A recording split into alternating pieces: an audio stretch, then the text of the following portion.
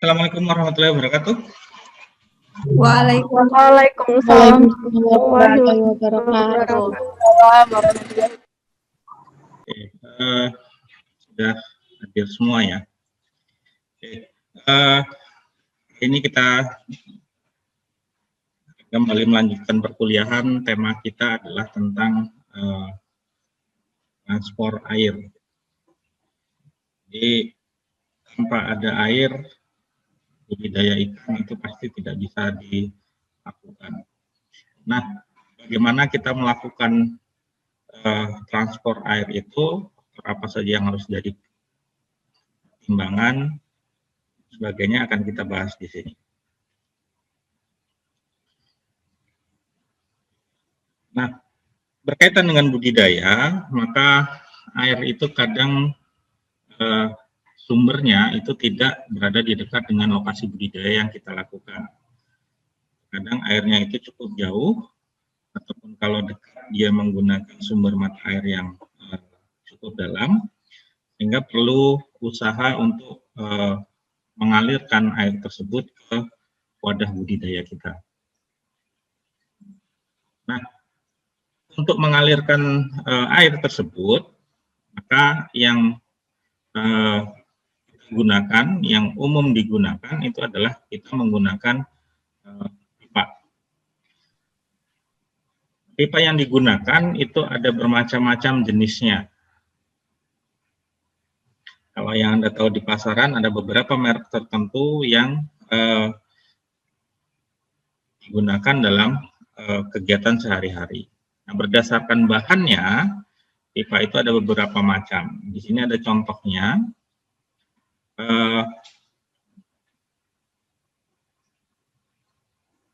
Pipa yang dari bahan PE atau polietilen, dia bisa bertahan pada kisaran suhu minus 40 sampai dengan 60. Jadi bisa digunakan untuk air yang suhunya mulai dari minus 40 sampai dengan 60. Kemudian di sini ada namanya pressure class atau kelas tekanan. Ada 3,2, 4, 6, 10, dan 25. Nah, ukuran umumnya itu mulai dari 20 mm sampai dengan 1600 mm.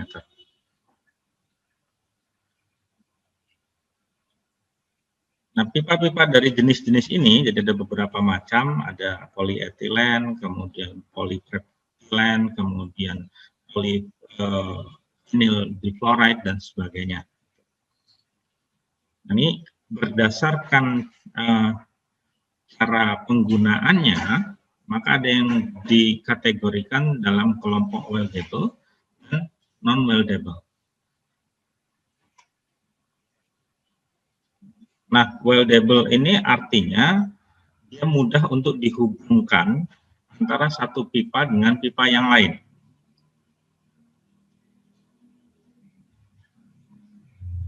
Kalau yang non-weldable, ini contohnya ada dari bahan polypropylen, kemudian ABS, dan sebagainya. Ini untuk menggabungkannya itu membutuhkan tambahan alat khusus. Pipa-pipa yang jenis ini jarang digunakan untuk budidaya karena biaya persatuannya itu cukup mahal. Nah, yang biasa Anda temui di pasaran itu jenis dari polyvinyl chloride atau PVC. Dia bisa dihubungkan dengan menggunakan lem khusus. Biasa kita kenal dengan lem pipa. Nah, tadi di sini ada namanya pressure class atau kelas tekanan. Apa itu pressure class? Jadi pipa itu akan mampu bertahan pada tekanan tertentu. Jadi kalau iklannya pipa diinjak gajah dan sebagainya, kemudian diinjak mobil, kalau dia tekanan yang diterimanya itu masih dalam kelas tekanannya, maka pipa tersebut tidak akan pecah. tidak akan patah. Nah, pressure class itu tergantung dari jenis bahan dan ketebalan dari pipanya, sehingga dia mampu mentolerir tekanan yang diberikan terhadap pipa tersebut. Nah, apakah dalam penggunaannya tekanan itu sebesar misalnya gajah yang menginjak pipa kalau di iklannya itu? Karena yang mengalir di situ kan air. Pada kondisi tertentu mungkin tekanannya malah bisa lebih besar daripada berat gajah itu sendiri. Apalagi kalau dalam kondisi tertutup, pipa itu tekanannya menjadi sangat kuat. Nah, ada yang menyimbolkan pressure class atau PN ini, simbolnya. Itu adalah tekanan maksimum yang dapat ditoleransi pipa. Jika dia lebih besar dari PN-nya, maka pipa tersebut pasti akan pecah kalau airnya tidak mengalir dan memberikan tekanan yang kuat. Nah, biasanya satuan kelas tekanan ini adalah bar. 1 bar itu sama dengan 10 meter kolom air. Jadi 1 bar itu kalau Anda berenang di laut, itu tekanannya sama kalau Anda menyelam sampai 10 meter. Hampir sama dengan 1 atmosfer, kurang lebih sekitar 98.000 Pascal, besarnya tekanan 1 bar itu. Nah, misalnya ada pipa yang simbolnya adalah PN4. Berarti tekanan maksimum yang bisa ditolerir itu adalah 4 bar. Atau setara dengan tekanan yang ada di kedalaman 40 meter. Kalau tekanannya lebih dari 4 bar, pipa itu akan pecah.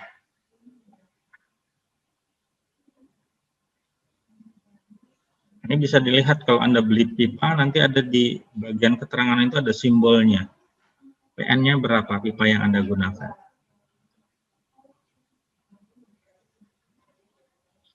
Nah, kalau untuk perikanan itu biasanya kalau yang digunakan PN4 sampai dengan PN10, PN4, PN6, dan PN10. Nah, semakin besar kelas tekanannya, PN-nya, itu biasanya ketebalannya semakin tebal. Jadi kalau Anda beli pipa yang ukurannya sama tapi ketebalannya beda, pasti kelas tekanan dari pipa itu akan berbeda juga. Ada merek-merek pipa tertentu yang lebih tebal dan biasanya harganya lebih mahal. Nah, berkaitan dengan kelas tekanan ini, pipa tersebut itu harus mampu bertahan kalau menghadapi kondisi yang disebut sebagai water hammer. Nah, apa itu water hammer? Jadi analogikanya begini. Kalau Anda mengalirkan pipa, mengalirkan air, bukan mengalirkan pipa, mengalirkan air melalui pipa, kemudian di ujungnya Anda pasang keran, Anda buka kerannya. Dengan kondisi pompa yang misalnya masih menyala. Lalu Anda tutup tiba-tiba secara cepat keran yang di ujung pipa tersebut. Maka yang terjadi adalah perubahan tekanan yang tiba-tiba. Nah, tekanan tiba-tiba yang kuat itulah yang disebut sebagai peristiwa water hammer.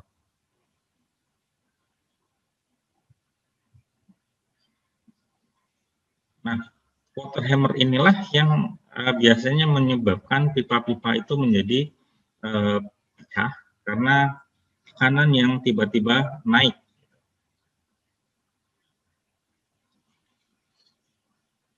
Kalau misalnya kerannya tidak kuat Anda mengelemnya, biasanya kerannya yang akan terlepas.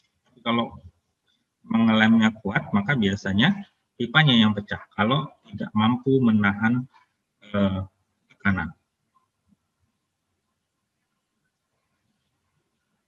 Jadi peristiwa munculnya tekanan secara tiba-tiba yang besar, biasanya ini di ujung dari pipa, itu disebut sebagai peristiwa water.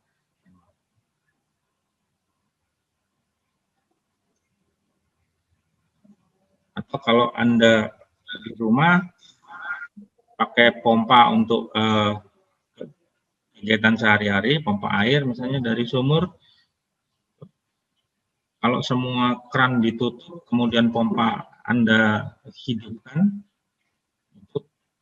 yang muncul juga water hammer. Kemudian yang kedua, ada peristiwa yang disebut sebagai vakum.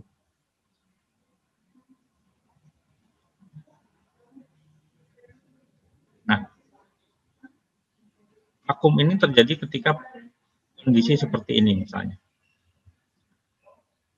Jadi pipa dinaikkan, dia melewati ketinggian tertentu, kemudian turun lagi. Dan bagian ujung ini ada lapisan yang kosong, tidak terisi oleh air secara penuh. Dia berisi udara atau gas. Nah, ini yang disebut sebagai vakum. Nah, pada kondisi tertentu, kondisi vakum ini akan berguna. Kenapa? Karena dia bisa mensipon atau menyedot air di sini tanpa kita menggunakan pompa.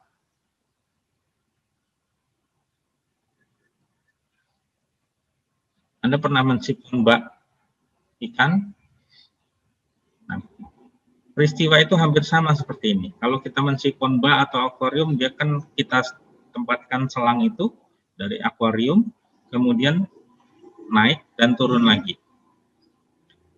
Nah, di bagian naik inilah ada bagian yang tidak terisi air, yang berisi udara. Kondisi itu disebut sebagai kondisi vakum, dan dia bisa berfungsi untuk menyedot air yang ada di bawahnya, di kolam atau di akuarium.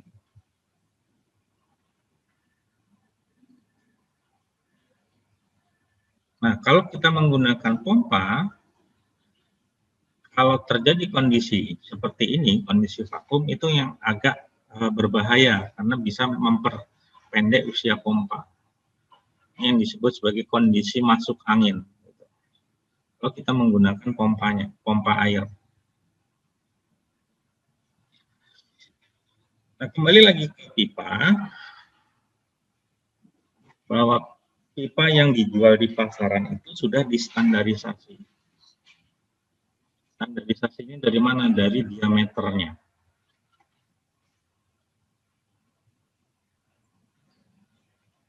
Nah, berdasarkan SNI, Standar Nasional Indonesia, standarisasi itu bisa dilihat di setiap meter pipa itu. Nanti ada tulisannya di situ.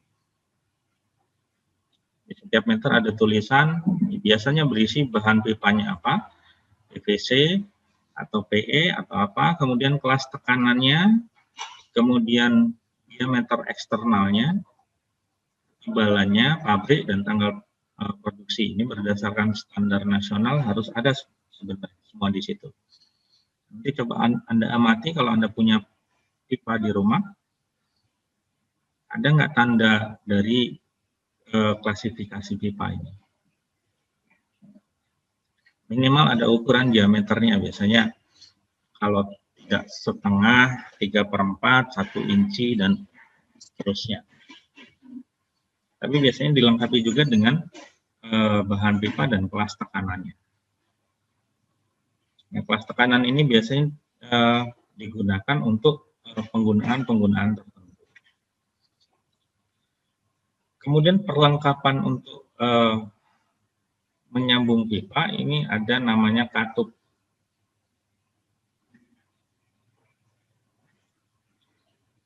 Kalau di toko bahan bangunan kita beli katup, penjualnya nggak tahu. Bahasanya apa kalau kita beli katup di sini?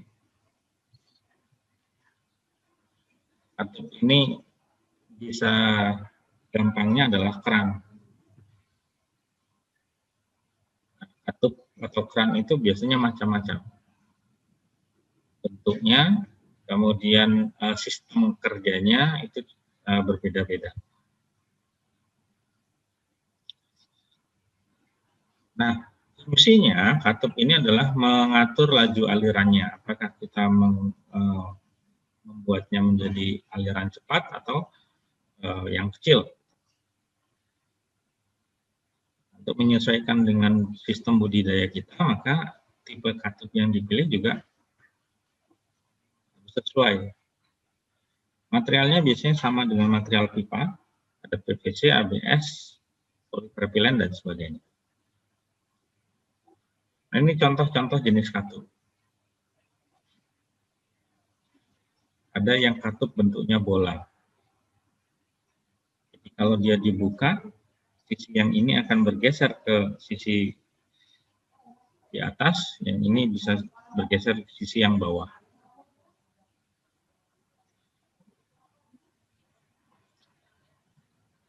Kemudian ada katup atau keran diafragma. Dia bentuknya agak naik ke atas. Kalau dibuka, ini bagian atasnya akan naik. Kalau ditutup, diputar, ditekan akan menutup ke bawah. Kemudian tipe keran yang bentuk sudut seperti ini. Jadi kerannya agak bengkok. Kemudian ada tipe butterfly. Kupu-kupu jadi seperti ini.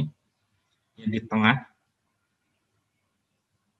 Kalau ditutup dia berputar.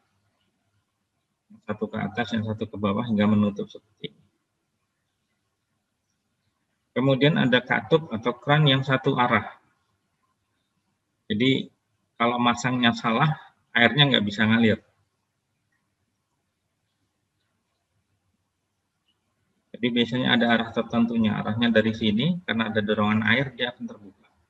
Kalau kita alirkan air dari sini, ya kan tutupnya akan terdorong ke sini dan menutup, maka tidak bisa mengalir. Jenis-jenis katup ini masih banyak lagi, gitu. Ini hanya beberapa contohnya saja. Ini gambarnya, ini katup bola tadi. Kemudian ini katup tipe kupu-kupu, yang ini diafragma, yang ini yang membentuk sudut. Berbeda mungkin dengan yang dijual di toko-toko bangunan. Coba Anda amati jenisnya apa dia. Apakah bola, diafragma, kupu-kupu, dan lain sebagainya.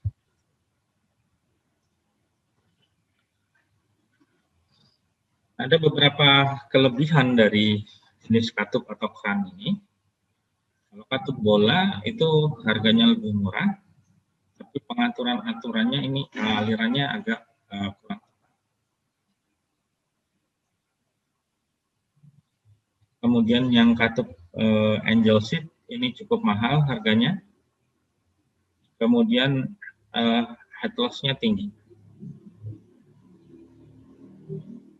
Yang agak bagus adalah katup yang diafragma.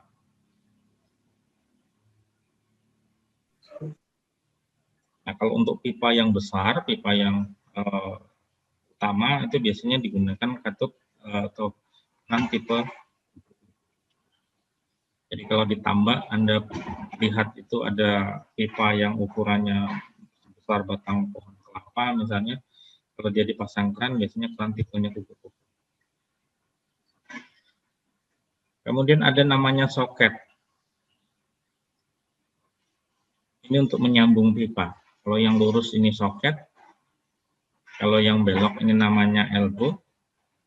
Kalau ini adalah tutupnya, biasa kita sebut sebagai dop. Kemudian ada yang digunakan untuk merubah ukuran, misalnya dari 3/4 ke setengah dan sebaliknya, atau dari 1 ke setengah dan sebagainya. Kemudian ada percabangan, ada yang bentuknya membentuk sudut, ada yang membentuk T, dan sebagainya.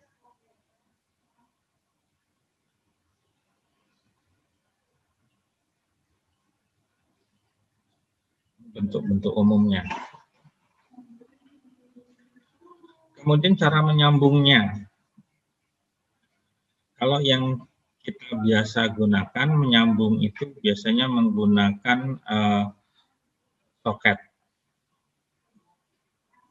Apakah bentuknya itu lurus, apakah bentuknya itu menggunakan L, dan sebagainya. Tipe-tipe sambungannya ini bermacam-macam sebenarnya, tergantung dari jenis bahannya. Kalau yang weldable tadi, yang bisa dilem tadi, itu bisa dilakukan dengan menyambung secara langsung atau fusion.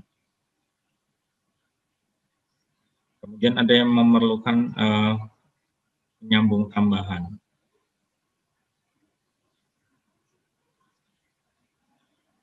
Seperti ini ada yang sambungannya itu cukup dilem, ada yang harus menggunakan baut. Ini tipe-tipe sambungannya. Nah, karena fungsi utama pipa itu adalah sebagai alat untuk mengalirkan air, maka seberapa besar pipa yang harus kita gunakan itu tergantung dari berapa besar aliran yang bisa melalui pipa tersebut. Asumsinya, kalau kita punya bak 1 meter kubik, panjang 1 meter, kemudian lebar 1 meter, kedalaman atau tingginya 1 meter. Kita ingin isi air itu dengan cepat, maka yang harus kita perhatikan adalah debitnya, kemudian luas penampang pipanya. Jadi kalau kita punya pipa, kita tahu diameternya, setengah dari diameter ini adalah jari-jari. Kita tahu luas penampangnya berapa? Luas penampang lingkaran, luas lingkaran. Rumusnya. IR kuadrat, Pak. IR kuadrat. Nggak lupa pelajaran waktu SD. Kita tahu, kemudian kita tahu luasnya, kita tahu ukuran pipanya, kemudian debitnya berapa?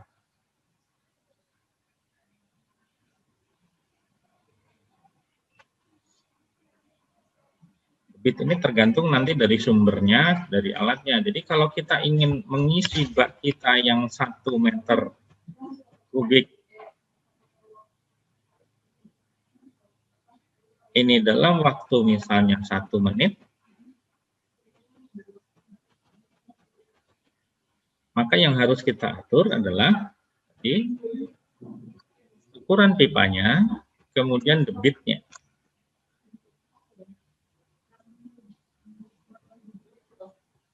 Nah, persamaan ini bisa kita bolak-balik. Jadi kalau kita tahu volumenya, kita tahu luas penampang, kita bisa cari debitnya. Kalau kita tahu debitnya, kita tahu volumenya, kita bisa menentukan luas penampangnya berapa. Kalau kita punya luas penampang dan debit, kita bisa tahu volumenya berapa. Nah, ini contoh misalnya. Kita punya kecepatan aliran, ini debit 1000 liter per menit atau setara dengan 0,06167 meter kubik per detik. Kemudian kecepatan aliran di dalam pipa ini adalah 1,5 meter per detik. Berapa pipa yang harus kita gunakan?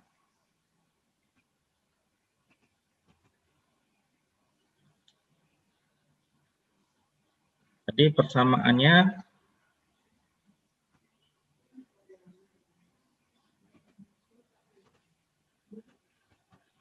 persamaan utamanya adalah Q sama dengan V dikali. Ini yang kita ketahui, ini adalah debitnya Q, kemudian ini adalah kecepatan aliran, maka yang ditanyakan adalah,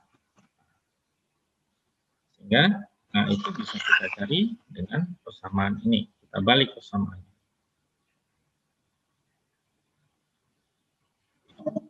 Nah, jangan lupa dalam perhitungan seperti ini, maka satuan itu harus disamakan.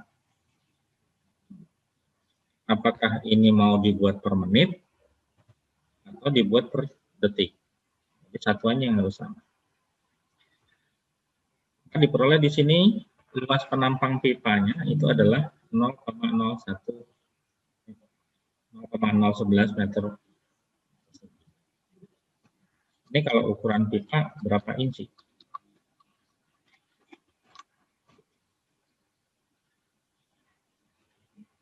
Kalau begini kan kita susah. Mau pipa yang berapa? Karena di pasaran yang ada itu pipanya misalnya setengah, 3/4, 1 inci, dan sebagainya. Jadi kalau ingin tahu berapa ukuran pipa yang harus kita beli, konversi dulu ini ke inci.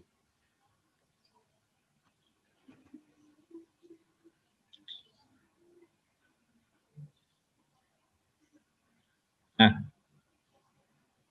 tadi kita tahu luas penampangnya berapa, kita ingin tahu jari-jarinya. Kembali persamaan luas penampang PR kuadrat.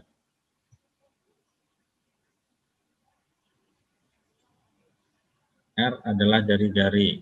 Jadi kalau ini dikeluarkan, kita ingin mencari R-nya, maka R sama dengan akar A per Pi. Dapatkanlah R adalah 59 mm. Berarti dia diameternya adalah 2 kali R.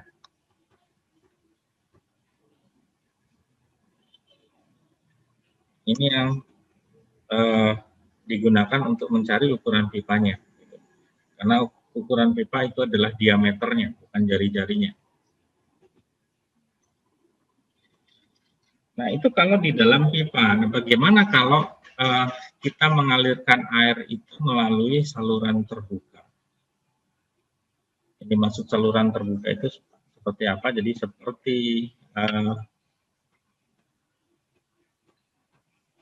saluran air atau parit gitu. Jadi di bagian atasnya ini tidak ada tutupnya, tidak tertutup. Hanya di sisi kiri, kanan, dan bawah saja. Maka kecepatan alirannya ini akan sangat dipengaruhi oleh radius hidrolik, kemudian kemiringan dari saluran atau slope, dan N ini adalah bilangan Manning atau koefisien Manning. Nah, Anda bisa cari kalau saluran-saluran tertentu, misalnya apakah dia dari semen salurannya atau dari tanah, itu biasanya koefisien Manning-nya itu sudah diketahui.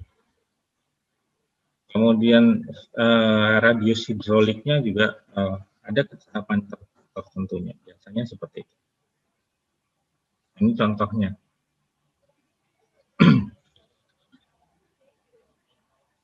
Radius hidroliknya atau R itu biasanya dihitung berdasarkan potongan melintang di mana air mengalir dan daerah yang basah. Jadi kalau alirannya seperti ini, misalnya ini salurannya, ini misalnya 30 cm tingginya. Tapi airnya hanya sebatas ini, berapa senti?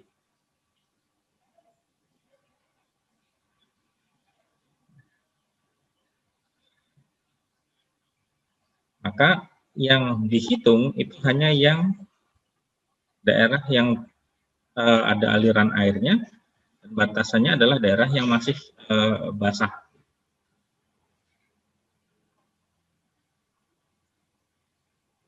Jadi Jadi jaraknya di sini berapa, kemudian tinggi airnya ini berapa, tinggi air dihitung sampai daerah yang mungkin masih basah.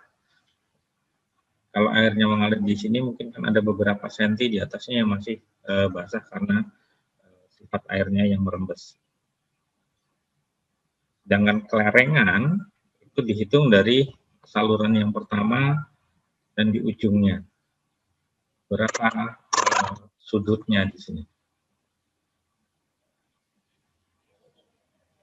Contohnya di sini ada saluran dari titik A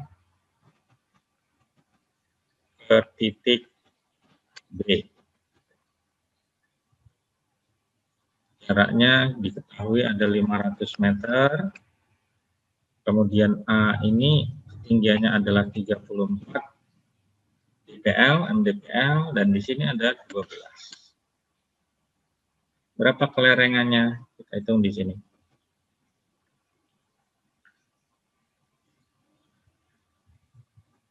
Dapatkanlah nilai 0,044 atau 4,4 cm per meter.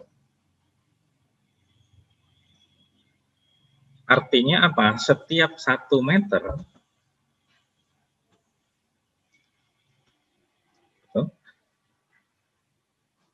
ada jarak antara A, di sini misalnya titik A pertama sampai dengan B. Nah, selisih ketinggiannya itu adalah 4,4 cm. Dari A ke A1 4,4 cm. Kemudian kalau dia diteruskan sampai ke A2 misalnya, dari A1 dan A2 ini dalam jarak 1 meter, ini perbedaan ketinggiannya adalah 4,4 cm. Itu makna slope-nya. Itu kelerengan dari saluran.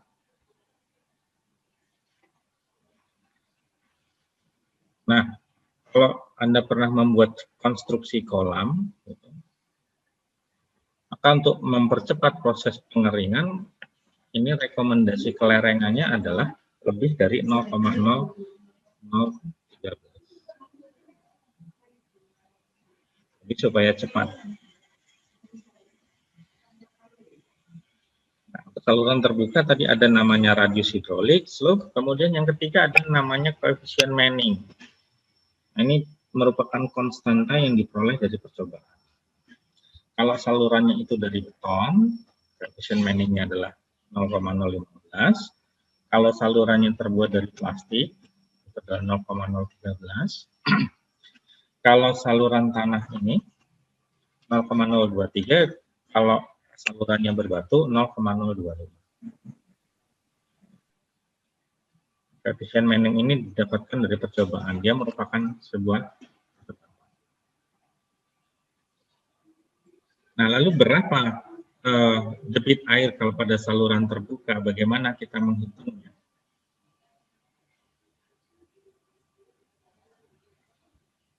Dapat di sini. Debit itu adalah kecepatan aliran dikali luas penampang. Kalau untuk saluran terbuka, kecepatan aliran itu adalah ini. Oke, maka ini dikali A untuk menghitung debitnya.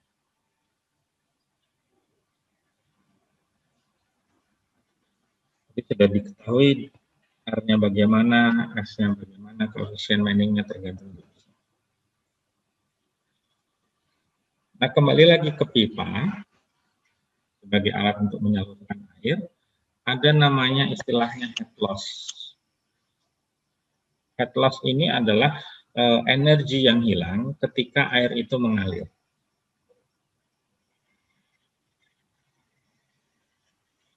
Jadi kalau Anda pernah mengalirkan pipa, alir yang panjang, dari pompa misalnya,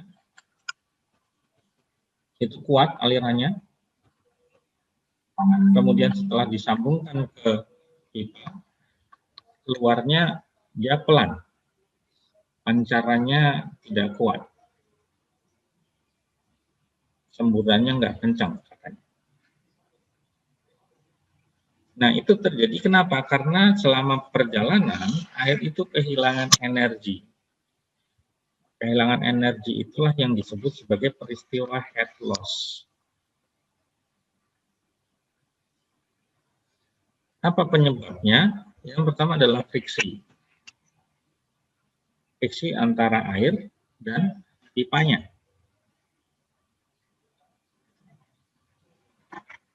Kemudian yang kedua, kalau dia dibelokkan dengan L dan sebagainya. Jadi kalau kita menyambung pipa di rumah banyak L-nya, maka head loss-nya semakin tinggi.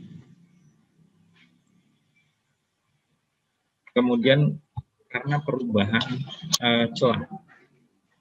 Jadi kalau Anda perhatikan, misalnya Anda punya penyambung pipa, menyebutnya sok lurus, itu di dalamnya itu dia tidak lurus, tapi agak berubah seperti ini. Sambungan pipa yang lurus misalnya. Nah, ini kan perubahan dari diameter pipanya, membuat ada celah yang menyempit di sini. Nah, ini juga menyebabkan terjadinya head loss.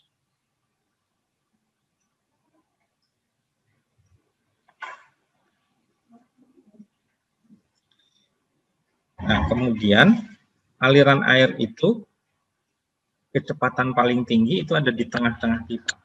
Sini. Semakin mendekati dinding pipa, itu kecepatannya semakin melambat. Hambatan itu terjadi karena friksi tadi. Jadi kalau Anda mengalirkan air dari pompanya itu kencang di ujungnya, itu lambat atau lemah semburannya itu karena head loss.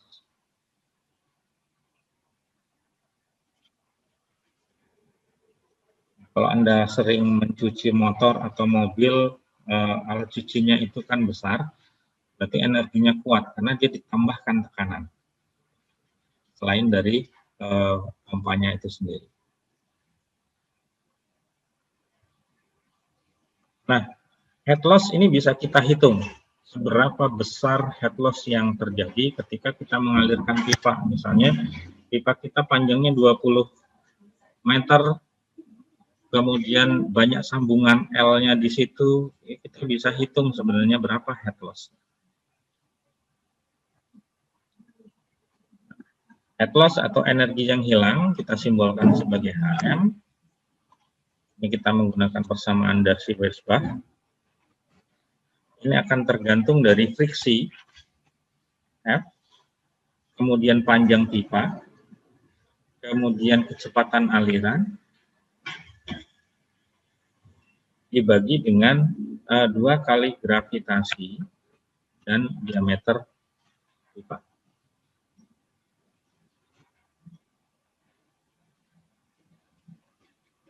Nah, koefisien friksi atau gesekan ini itu biasanya tergantung dari tipe pipanya. Jadi kalau Anda beli pipa, Anda coba raba bagian dalamnya, tingkat kehalusannya itu akan berbeda antara satu merek dan merek yang lain. Semakin kasar, friksinya akan semakin besar. Kalau friksinya besar, maka head loss-nya semakin tinggi.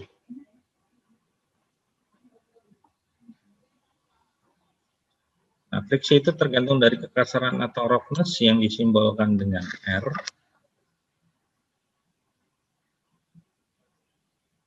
Ini adalah kekasaran mutlak yang dibagi dengan diameter pipa. Kekasaran mutlak itu biasanya ada standarnya untuk pipa tertentu.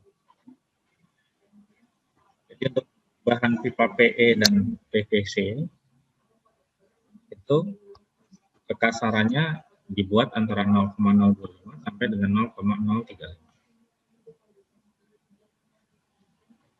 Semakin lama kita gunakan pipa, maka kekasarannya akan semakin tinggi. Jadi kalau pipa yang sudah lama digunakan, kalau airnya agak bagus, itu kita lihat di dalamnya pipanya akan berwarna kekuningan. Karena ada lumpur-lumpur yang mengendap di situ. Semakin banyak kotorannya, kekasarannya semakin tinggi, friksinya semakin besar. head loss-nya akan semakin tinggi.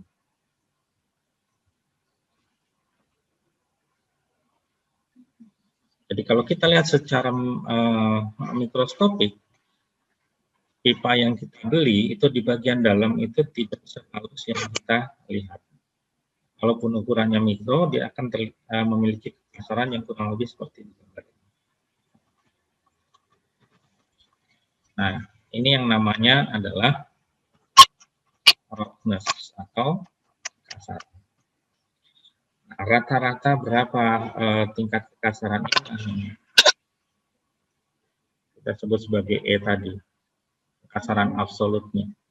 Kalau dibagi dengan diameter dalam dari pipa, kita peroleh nilai roughness-nya, kekasaran. Kalau kita lihat mungkin tidak akan terlihat nyata kekasarannya itu.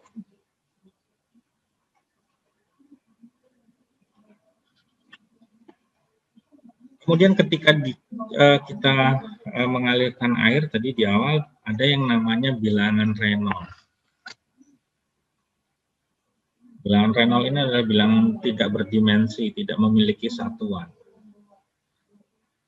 Nah, bilangan Reynolds ini hanya menggambarkan tipe alirannya saja. Di sini disebutkan kalau dia kurang dari 2000 bilangan Reynolds-nya, maka aliran airnya itu laminar.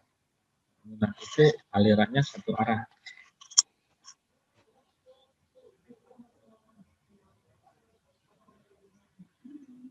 Kalau dia lebih dari 4000, maka alirannya turbulen.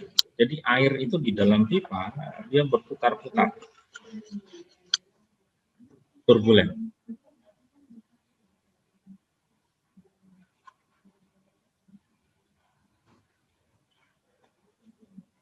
Nah, bilangan Reynolds itu bisa kita hitung. Ini tergantung dari kecepatan aliran, diameter, dan viskositas kinematik. Semakin besar viskositas kinematiknya, bilangan Reynolds-nya akan semakin kecil.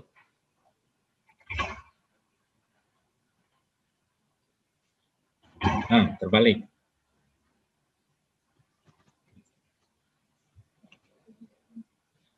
Lalu apa itu viskositas kinematik? Viskositas kinematik adalah viskositas mutlak dibagi dengan densitas cair. Densitas itu simbolnya rho. Untuk air itu biasanya nilainya 1000 watt. Satuannya adalah meter persegi per detik. Jadi viskositas kinematik ini menyatakan mudah atau tidaknya air mengalir. Cara gampangnya begini, Anda tuangkan oli dan air. Mana yang lebih mudah mengalir? Lebih cepat mengalir? Oli atau air? Kalau semakin cepat atau semakin mudah dia mengalir, maka viskositas kinematiknya semakin kecil.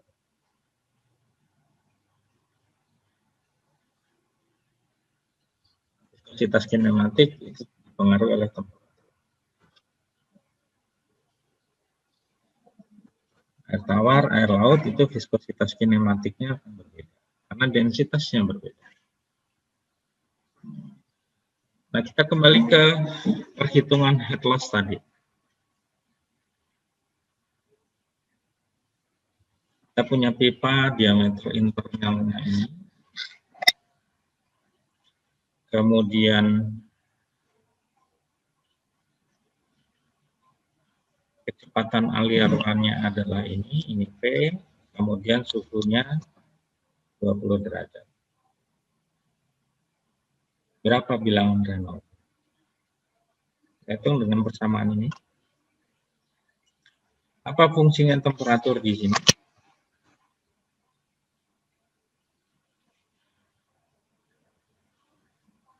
Padahal persamaan bilangan Reynolds tidak ada kaitannya dengan temperatur.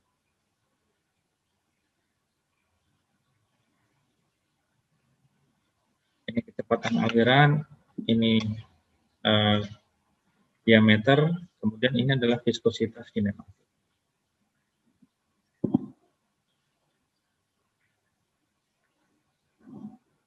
Viskositas kinematik tadi kita tahu bahwa dia akan dipengaruhi oleh temperatur. Jadi pada suhu 0 derajat itu viskositas kinematiknya adalah ini. Pada suhu 20 derajat viskositas kinematik untuk air biasa.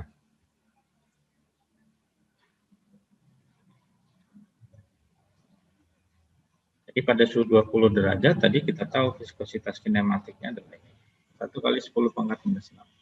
Sehingga diperoleh bilangan Reynolds-nya adalah 185.000. Dan ini lebih besar dari 4.000. Sehingga tipe alirannya dia akan turbulen di dalam saluran pipa.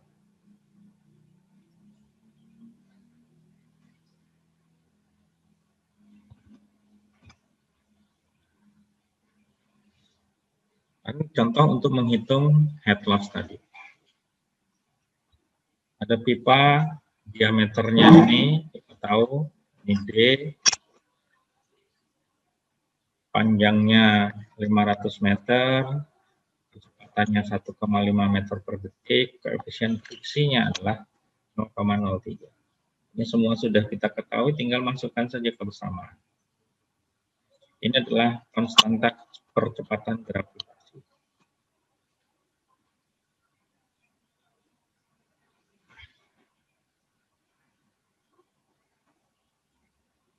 Nah, sehingga head loss-nya diperoleh 11,47. Artinya apa ini?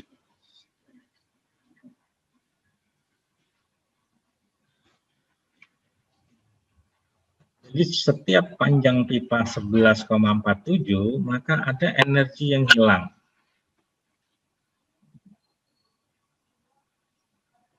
Ini kita tidak tahu energinya itu berapa di aliran masuknya. Jadi kalau pipanya 500 meter, kemudian di sini ada air yang masuk dengan energi tertentu, setiap panjang 11,47 meter ini ada pengurangan energi. Kalau pengurangannya besar, maka energi akhirnya di sini itu akan berbeda.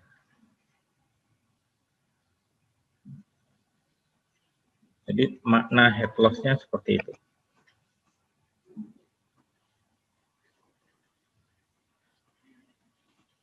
Nah, bagaimana kalau pipa itu kita pasang fitting? Yang dimaksud dengan fitting ini tahu fitting? Fitting ini bukan sambungan, tapi ini adalah yang kalau Anda masang keran, itu ada semacam seperti sambungan, tapi dia ada ulirnya untuk masang kerannya. Ini yang dimaksud fitting. Kalau yang soket lurus tadi, yang untuk menyambung pipa itu bukan fitting. Disebutnya sebagai soket. Nah, pada fitting ini head loss-nya akan seperti ini persamaannya.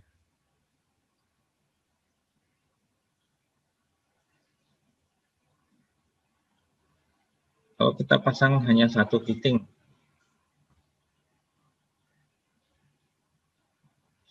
jadi akan tergantung dari koefisien resisten dari fittingnya tadi.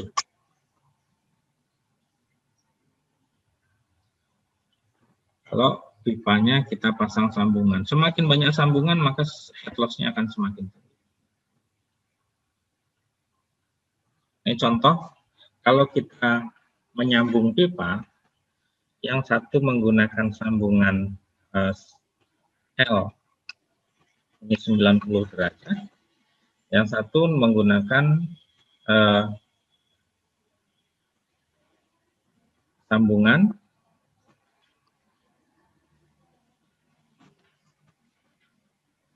L-nya itu membentuk sudut 45 derajat. Mana yang paling tinggi head loss-nya?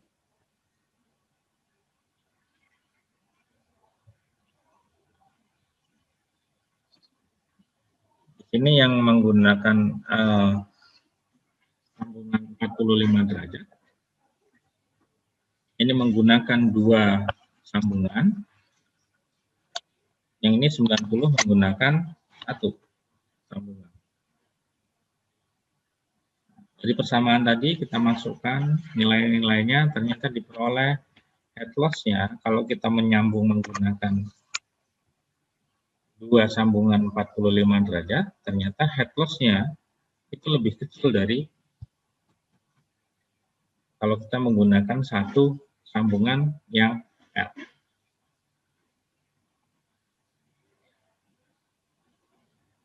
Nah, pertanyaannya kenapa bisa? Padahal tadi disebutkan semakin banyak sambungan, head loss-nya akan semakin tinggi.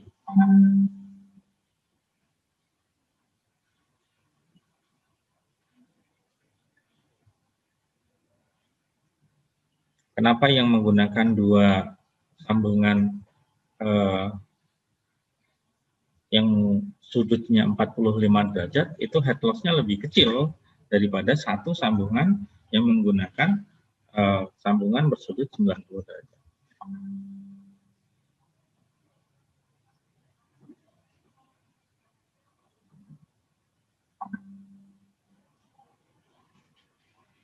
Nah, kenapa itu bisa terjadi? Berarti kita menggunakan 2 pipa yang menggunakan sambungan 45 derajat. Itu lebih menguntungkan karena head loss-nya lebih rendah. Coba Anda cari kira-kira apa penyebab. Kita lanjutkan komponen selanjutnya untuk mengalirkan air adalah pompa. Pompa ini macam-macam. Ada pompa yang terendam, ada pompa yang tidak terendam.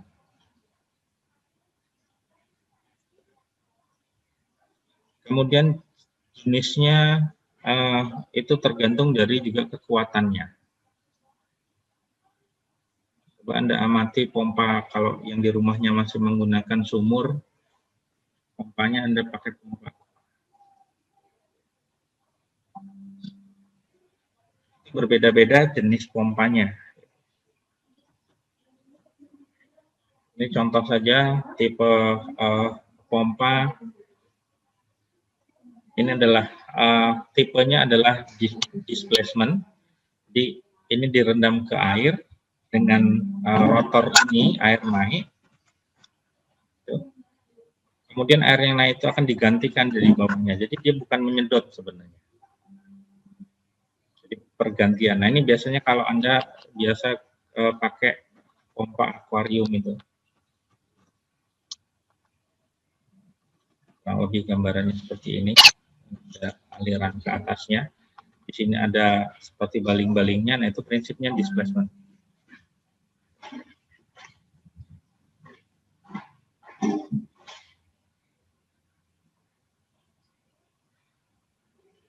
Kemudian tipe displacement-nya ada yang berbeda. Jadi ada yang air masuk, kemudian ada yang keluar. Ini biasanya pompa yang biasa dipakai di rumah. Atau biasa dikenal namanya Sanyo. Padahal Sanyo adalah mereknya. Kemudian ada tipe-tipe yang lain dari pompa ini. Ini yang jarang kita lihat, jarang kita gunakan. Kemudian ada yang tipenya adalah airlift. Jadi air itu akan didorong oleh udara untuk mengalirkan air. Ini Anda bisa buat ini. Jadi kalau Anda punya akuarium misalnya seperti ini, Anda buat pipa. Jangan terlalu tinggi dari airnya. Ini pasang aerator. dalam supaya gelembungnya naik di sini. Nanti airnya mengalir di sini. Ini yang disebut sebagai prinsip airlift. Nah, tipe pompa itu tergantung dari namanya pump head. Pump head ini itu adalah seberapa tinggi pompa itu bisa menarik air. Jadi kalau Anda punya sumur, kedalamannya 20 meter, kemudian Anda punya bak mandi di sini, pompa Anda taruh di sini, ya. Kalau ada pipa yang mengalir ke bak mandi, ini batasnya di sini, ini berapa meter?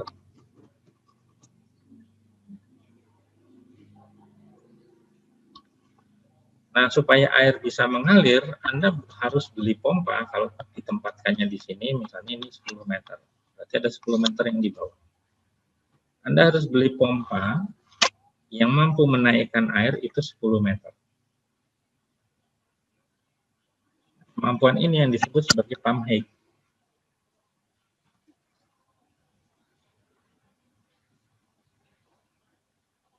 Kalau kekuatan pump height-nya kurang dari 10 meter, airnya nggak akan keluar.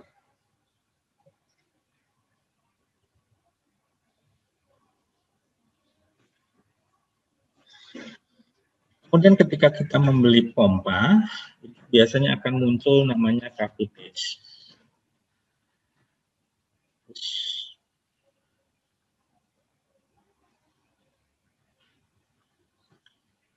Nah, apa yang menyebabkan kavitasi ini? Kalau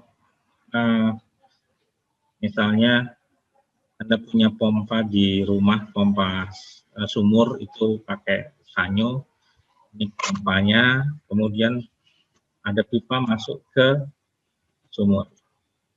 Kemudian di sini, di ujungnya itu ada, sebut sajalah namanya klep. Kemudian di sini ada sambungan-sambungannya. Nah, kalau sambungan ini tidak kuat, kemudian masih memungkinkan ada udara yang masuk, atau klepnya ini sudah tidak berfungsi, jadi air di sini habis, ya kalau mau menghidupkan itu harus namanya dipancing, kasih air dulu dari atasnya, itu dipancing, nanti kalau sudah penuh baru airnya ngalir. Nah, kondisi ini yang disebut sebagai kondisi cavitation. Pompa yang masuk angin. Jadi harusnya di sini itu isinya air kalau pompa itu mati. Sampai ke pompa yang ada di rumah. Kalau ada kavitasi, ini akan diisi udara, airnya berkurang. Jadi harus dipancing dulu supaya air bisa ngalir. Inilah kondisi kavitasi.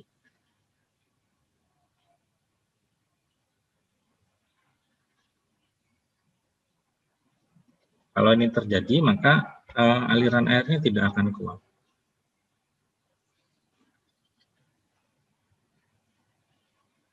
Atau misalnya, Anda punya sumur, dalamnya 20 meter, Anda taruh pompanya itu di atasnya, di bibir sumurnya. Ini terlalu tinggi. Kalau terlalu tinggi juga bisa terjadi kavitasi.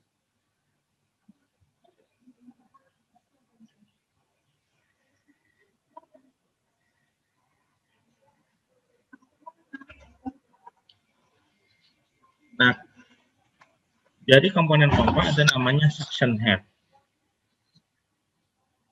Suction head itu adalah kemampuan pompa untuk menghisap.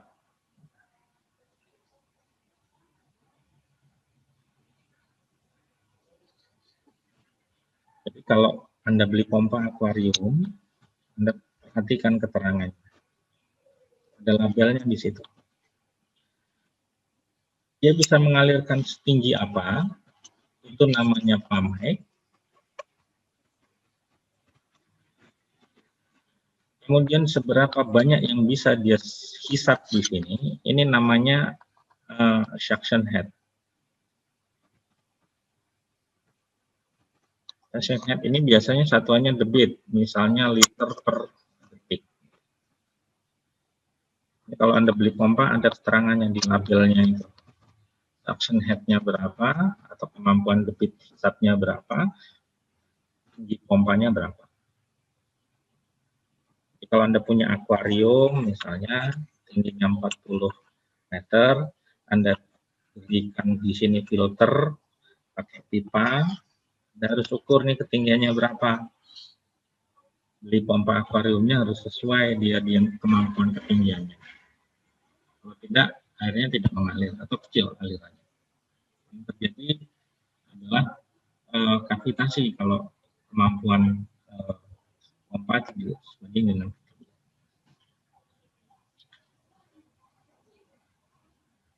Nah, berapa kemampuan hisap pompa itu yang sebenarnya, itu yang disebut sebagai net positive suction head.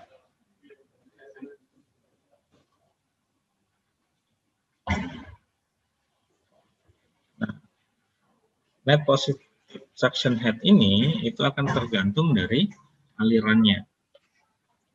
Semakin besar aliran, maka akan semakin besar suction head-nya.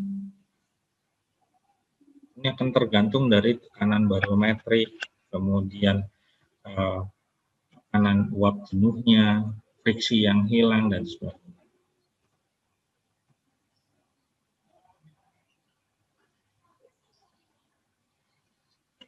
Nah, suction head tadi itu akan mempengaruhi energi dari si pompa. Berapa pompa itu membutuhkan energi, persamaannya adalah ini. Energi itu tergantung densitas air yang akan dialirkan, kemudian percepatan gravitasi, debit, dan ketinggian dari pompa. Semakin tinggi pompa, semakin besar debit yang diinginkan, maka energinya juga akan semakin tinggi.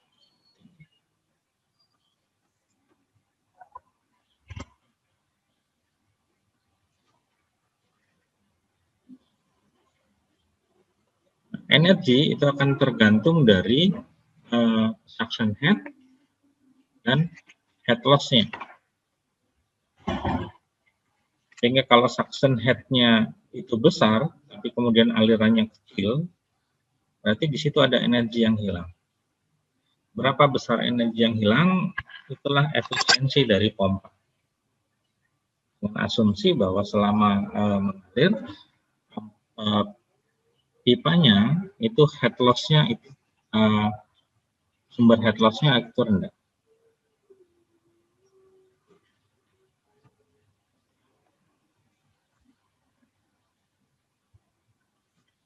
Nah, ini centrifugal pump, ini adalah jenis cara kerja dari pompa. Ini bentuk pompanya seperti ini.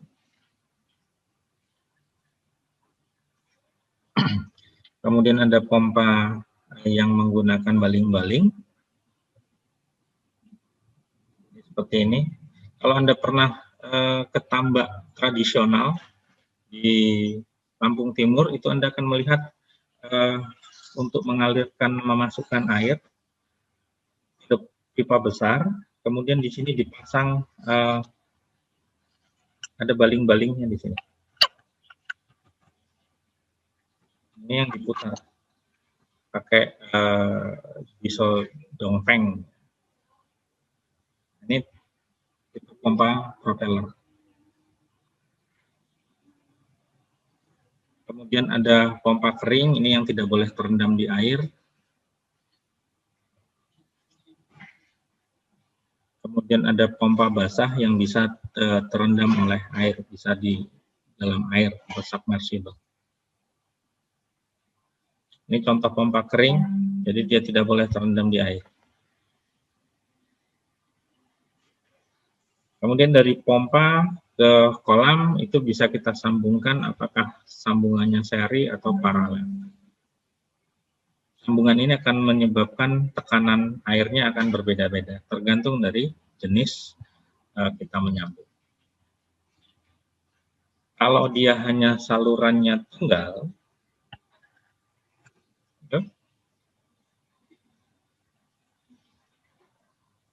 maka debitnya itu akan setara dengan ketinggiannya. Artinya dia debitnya lebih kecil. Kalau paralel,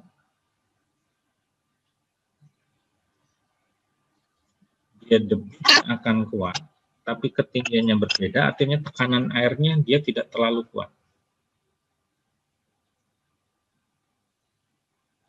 Kalau seri, ketinggiannya atau tekanannya itu semakin tinggi, tapi debitnya rendah. Jadi kalau dari pompa misalnya, kita mau mengisi kolam yang ada di sini, ini bisa kita buat paralel, ini, atau kita buat seri seperti ini. Di sini dikasih keran, di sini kasih keran. Kan yang terjadi adalah seperti grafik. Mana yang kita perlukan? Apakah debitnya atau tekanannya? Kalau untuk mempercepat pengisian, maka yang kita butuhkan adalah debit. Kalau yang kita gunakan adalah pembersihan kolam, yang kita butuhkan adalah presornya.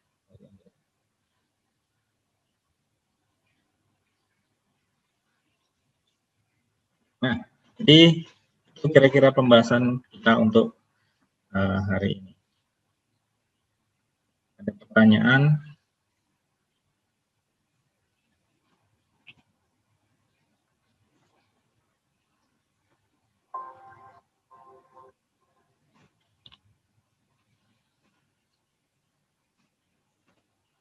Saya persilakan.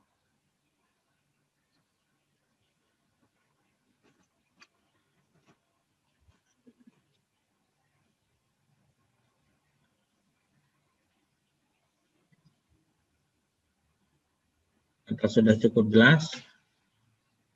Kalau sudah cukup jelas, kita ketemu lagi minggu depan berarti.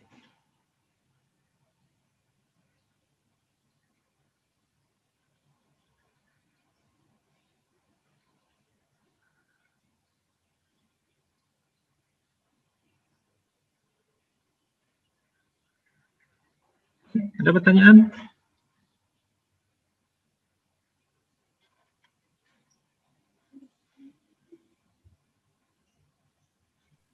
Cukup, Pak.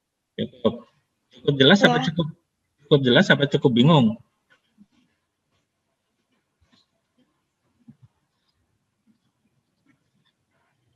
Ini yang membingungkan. Tidak ada pertanyaan, tapi ketika nanti saya beri pertanyaan,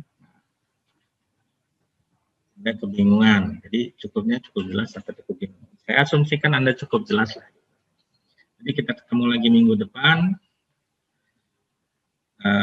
Hari ini kita cukupkan sampai di sini. Terima kasih perhatiannya. Saya akhiri. Assalamualaikum warahmatullahi wabarakatuh. Waalaikumsalam. Waalaikumsalam warahmatullahi wabarakatuh.